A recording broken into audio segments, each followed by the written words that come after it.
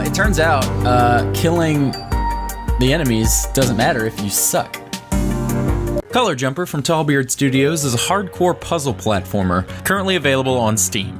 The player is a square with a different color on each side that rotates upon jumping. The central mechanic of the game is that the player only collides with walls when the side of the player colliding matches the color of the wall. Similarly, enemies can only be destroyed by colliding with the same color. This makes for some very interesting and extremely challenging levels. The game blends the puzzle and platformer genres in a perfect way.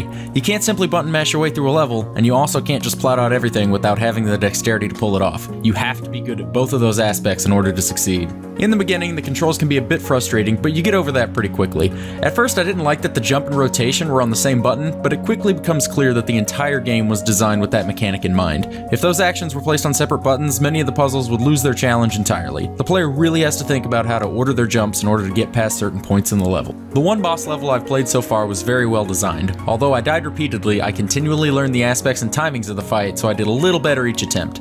Beating the boss, or any level of the game for that matter, gives you a super gratifying feeling that you've really overcome something hard. The visuals are simplistic, yet engaging. There's not a ton of flash, but that's a good thing. I wouldn't want a bunch of over-the-top visuals getting in my way when I'm trying to see the puzzles. The music and sound effects match the game very well, which is no surprise since the creator of Tallbeard Studios runs a YouTube channel and Patreon dedicated to making music. The content is definitely worth the $8 price tag, even for someone who is absolutely terrible at platformers like me. If you're a hardcore platformer junkie, I'd say Color Jumper is a steal. There are over 100 levels to master, and even after you've beaten them all, there are additional time and rotation challenges to dive into. There's even a ghost mode where you can race against your best time. My only real complaint about the game is the lack of tooltips for explaining some menu items. I'm still not sure what changing the rotation setting does, and I'm not super clear on how the time and rotation challenges for each level work. All in all, Color Jumper is a fun, engaging, and at times very enraging platformer that sucked me in even though I'm traditionally very, very bad at the genre.